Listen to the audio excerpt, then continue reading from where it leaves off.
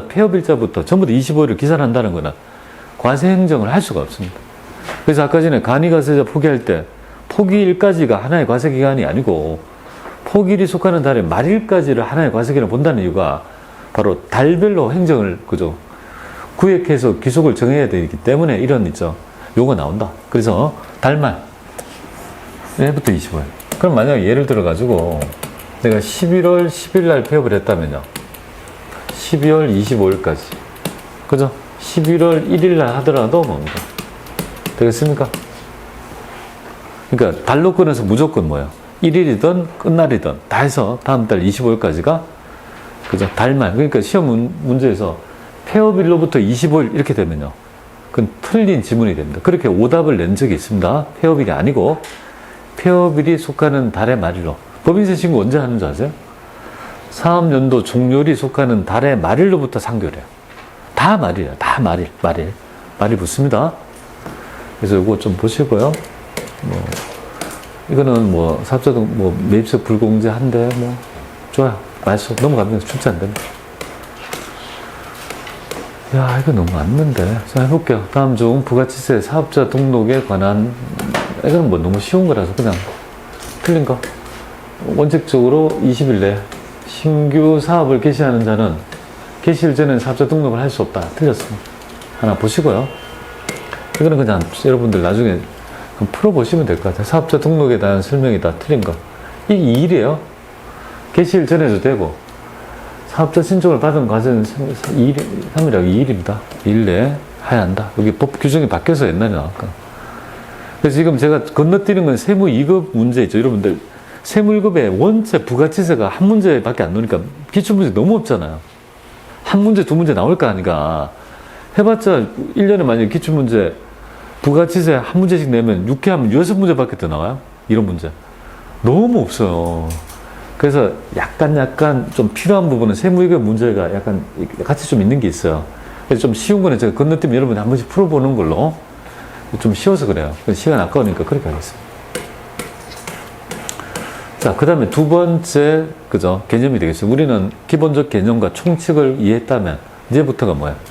과세거래, 영세율 면세, 여기까지를 해서, 오늘, 내일까지 해서 빨리 이론을 전개하고 바로 그걸 해야 됩니다. 근데 좀 쭉쭉 나가도록 하죠. 과세거래 한번 볼게요. 되게 중요한데요. 여기서는 어떻게 보면요, 챕터가 두 개라고 보면 돼요. 과세거래에 대한 유형하고요, 공급 시기까지 여기서 규명하고 있어요. 그러니까 이제 챕터가 되게 큰 챕터라고 보면 돼요. 특히 여기서 매입 매출 전표 있죠. 에 대한 얘기가 여기서 나와요. 그래서 매입 매출 전표할 때 부가치세의 개념이 필요한 개념이 요거랑 과세표준의 문제, 외화과표랄지 이런 것들에 대한 개념이 있는 문제가 나와요. 그거에 대해서 베이스가 돼야지 매입 매출 전표를 맞출 수가 있습니다. 일반 전표 2개, 매입 매출 전표를 2개를 내다 보니까 여러분들 시시한 거 낼까요? 시시한 거 하나씩 내요. 일반 시시한 거, 매입 시시한 거 다 맞춰. 그리고 하나하나 있죠. 일반 전표나 매입 매출 전표 있죠. 일단 하나하나를 어렵게 내는 거죠. 그게 바로 뻔히 중간직업 조건, 장기할부, 간주공급, 그 다음에 나중에 외화과세표준, 요 3개, 4개의 테마 중에 하나가 나와요. 딱, 그죠? 그렇게 딱 나오고, 그 다음에 우리 일반 전표는요, 일반 전표 4개를 다 맞춰야 돼요. 일반 전표는 하나는 싣고, 하나를 뭐 내는 줄 알아요? 매도 가능 증권, 사채, 자본, 최고 어려우면 회계 변경, 이렇게 나와요. 그럼 요새 떠오르는 테마, 일반 전표죠. 그러니까 리스 회계 이런 거 있잖아요. 그런 거 조금 나오고 있습니다. 그런 것들을 다 정리해야 된다고. 세무 2급은 전혀 나오지 않는 주제를, 그죠? 정리를 좀 해야 돼요. 그러니까 시간이 좀 걸릴 수 있습니다. 자, 그러면 한번 과세거래 볼게요. 과세거래란 이미 여러분하고 같이 배웠는데, 국내 거래인 뭡니까? 재화용료의 공급, 국외 거래인 수입자 2개가 되겠습니다. 재화의 공급이란 사업자 공급분에 하나다, 이렇게 보시면 돼요. 사업자 공급분에 하나고요. 그게 실질 공급과 간주 공급, 이렇게 나누고 있습니다. 자, 그러면 재화의 공급에 있죠. 재화의 공급에서 재화의 개념 한번 볼게요. 재화란 재산적 가치가 있는 물건 및 권리를 얘기하고 있습니다. 자, 그러면 물건이라는 거는 상품, 제품, 그 다음에 이제 전기랄지 이런 것까지 포함하는 개념이 물건에 들어가고 유체물에 들어가고요. 무체물의 권리 같은 거 있죠. 권리 같은 것도 이 재화의 개념에 들어가요. 권리는 광어권, 특허권, 특히 이제 상표권 같은 거. 그 다음에 여러분이 알아야 될 점은 바로 BL. 그죠? 빌 오브 레이딩 있죠? 레이딩이 선화증권, 유가증권. 우리 수출할 때 선적하면 선적회사, 선사에서 이 물건의 주인은 당신이요 하고 끊어주는 유가증권이 있습니다. 이런 것들을 서로 사고 팔더라도 뭐예요? 전부 다 과세 대상이고 세무일급에서 가장 중요한 거는 도드라지는 부분이 바로 무역거래가 되겠습니다. 무역에 대해서 되게 좀 많이 심화해서 내고 있습니다. 그럼 화폐랄지 수표 오면 뭐예요? 제어를 보지 않는다, 그죠? 제어가 아니니까 뭐 당연히 있죠. 과세가 아니죠. 상품권 같은 거, 대표적인 거 상품권의 있죠. 발행은 재화 용역에 공급을 한 게 아니죠. 티켓을 준 거니까 이거는 과세 거래가 아니다 이렇게 보시면 되겠습니다. 참고로 여러분들 보면 개념 자체가 그죠? 여기서 보시면은 이 재화의 공급이 되려면요 이 개념이 인도하고 양도가 돼야 돼요. 재화는 나중에 영무 제공과 대여가 되는데 그러니까 여기 보시면 재화의 양도가 있으면 인도 양도 이렇게 있으면은 이거는 재화의 공급이 대여라면요 재화를 빌려주고 대가를 받는 거잖아요. 이게 이제 바로 용역의 공급이 그죠 나뉘어지는 개념이라고 보시면 되겠습니다. 전기는 과세, 수돗물은 면세라고 알 수 있는 거죠. 과세 거래로 보지 않는 것 중에 요거 좀 알아주시면 좋겠습니다. 이건 과세 거래로 보는 경우, 그죠? 과세 거래 보겠다 이거죠. 그래서 출자 지분의 반납 대가로 재화를 공급한다. 출자 지분 이렇게 반납 대가로 재화를 공급하는 경우에 그죠? 요거는 판 거라고 봐서 유상으로 보는 것이고요. 요거 한번 볼까요? 재화의 소유권이 이전되는 참고정권의 양도. 이게 뭔 말인지 한번 볼게요. 예를 들어 보겠습니다. 참고정권이 있어요. 참고정권은 말 그대로 내가 유가정권을 팔았는데 참고에 있는 물건이 이전되면요.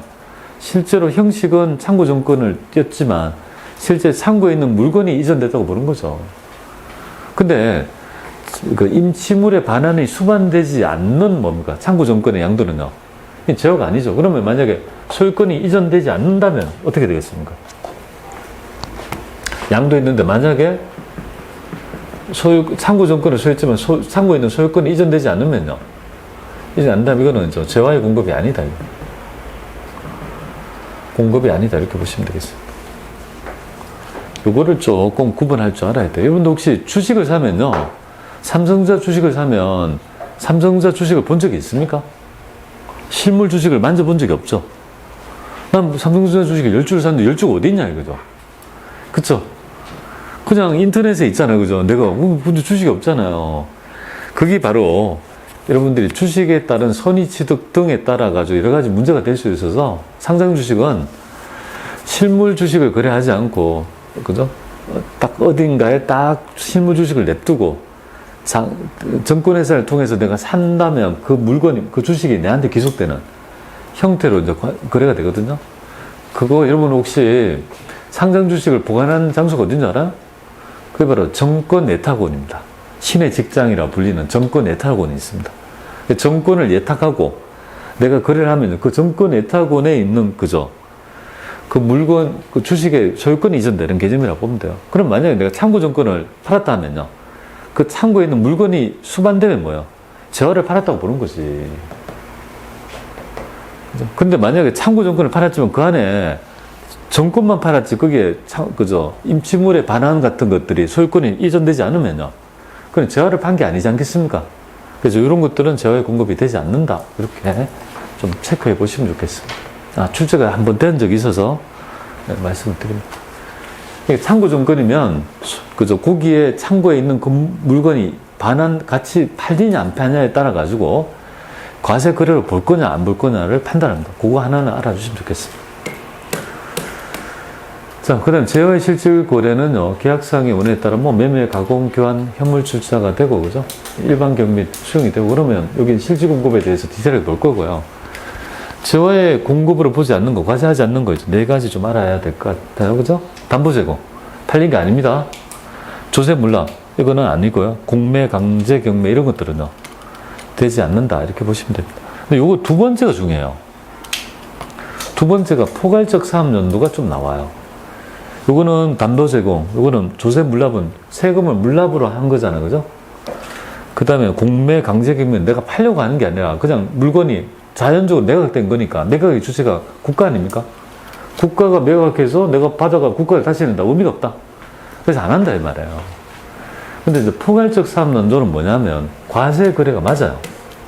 실제로 옛날에는 세금 계산서 끊었어요. 그런데 이거는 조세 정책이 바로 뭐냐면 IMF 때 지원 정책이 됩니다. 지원 정책, IMF 때 있죠. 지원하기 위한 정책적 고려에 따라 포괄적 사업 양도에 대해서는 과세하지 않았다. 이렇게 보시면 됩니다. 예를 들어 볼게요. 여기에 보시면은 A 업체가 있고 B 업체가 있다고 하죠. 여기에 포괄적으로 있죠. 포괄적으로 양도합니다. 그럼 이 안에 있는 유체물, 재산적 가치가 있는 유체물이라는 있죠. A의 사업장을 양도라는 형태, 매매라는 형태를 떼어가지고 있죠. 공급했기 때문에 과세거래가 맞죠. 재화의 공급이 딱 돼요. 그럼 이 금액이 10억이라 하면요.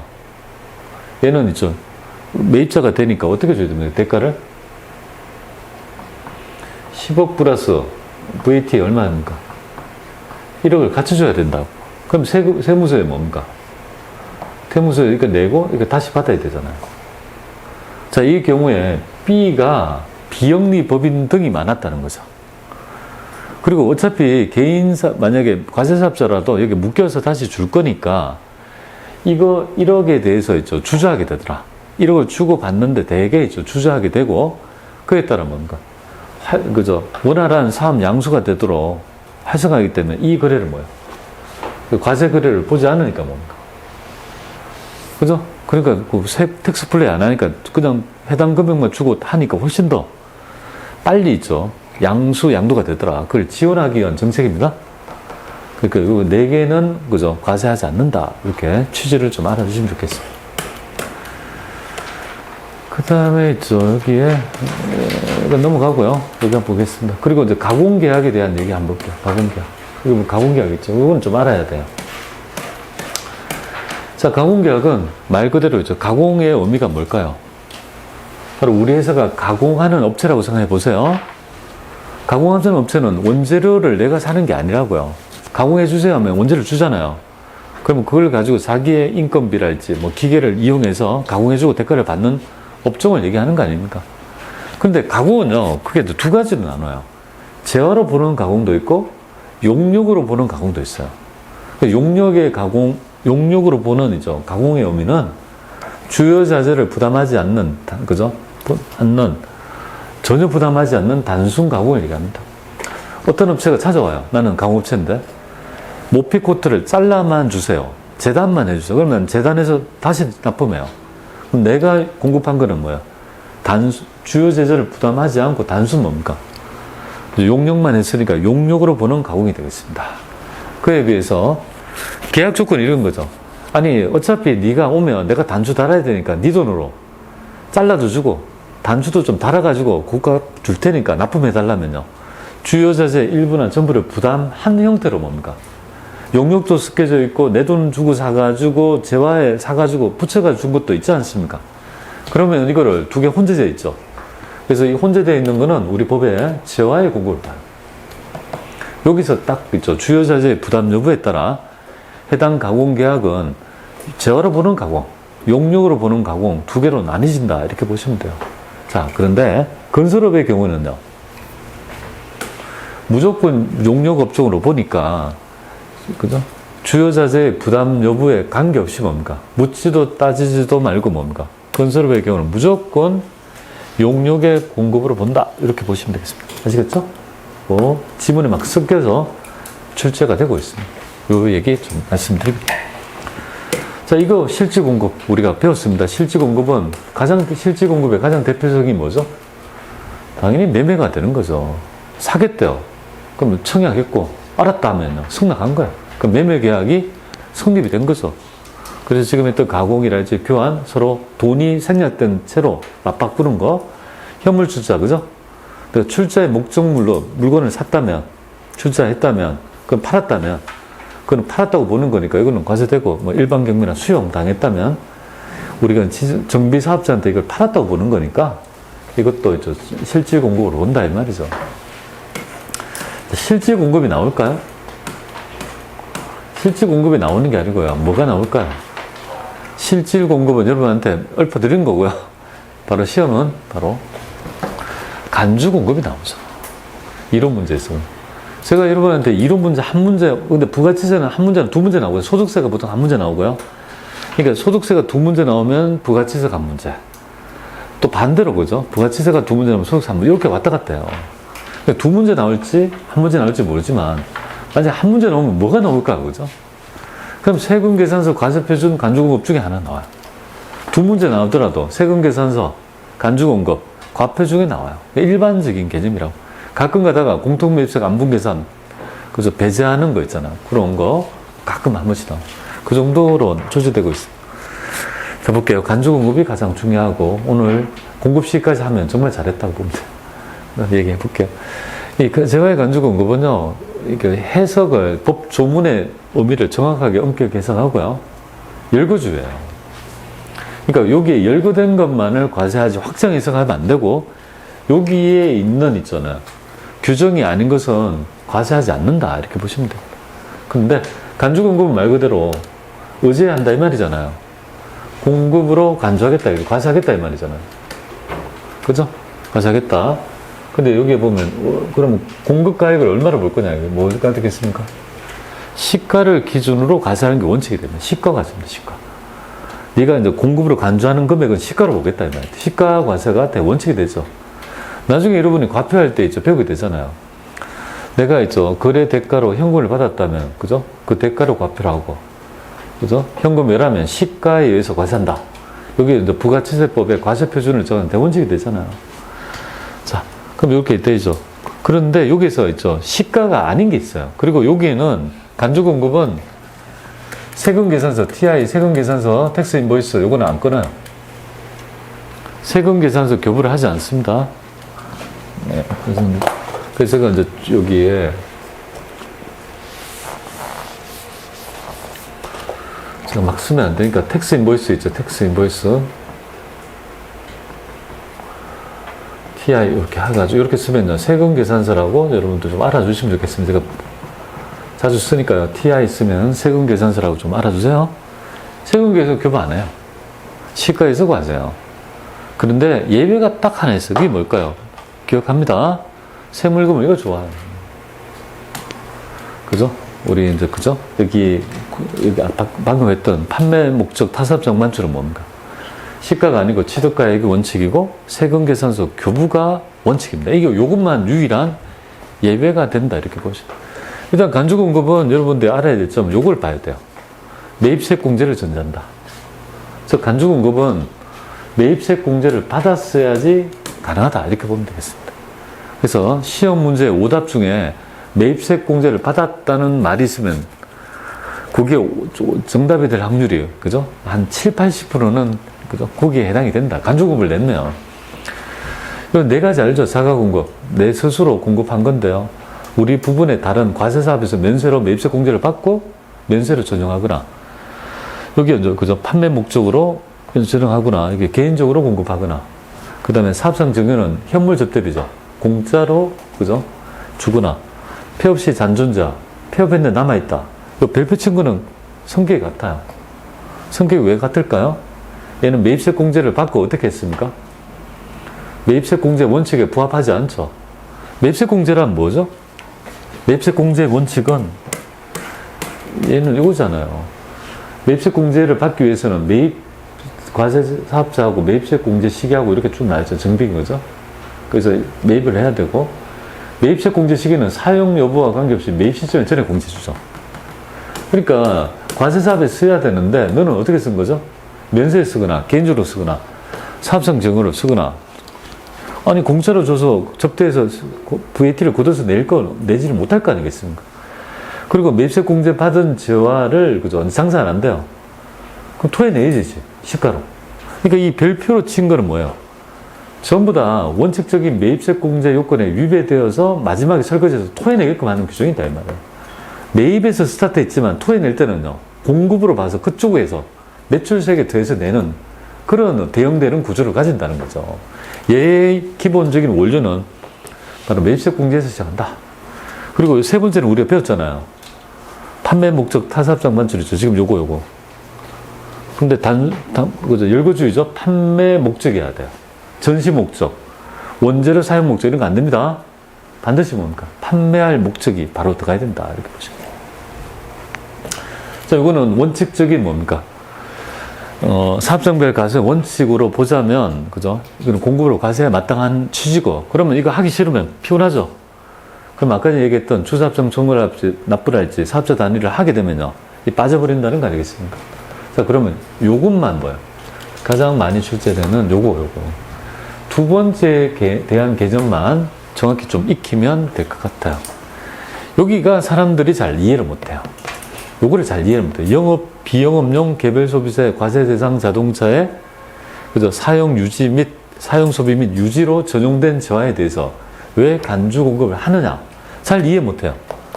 요거부터 해서 나머지 거 있죠. 다음 시간에서 공급 시기까지 쫙 해서 한번 정리하고, 야, 오늘 영수를 면접까지 하면 좋은데 그게 잘 안 되네요.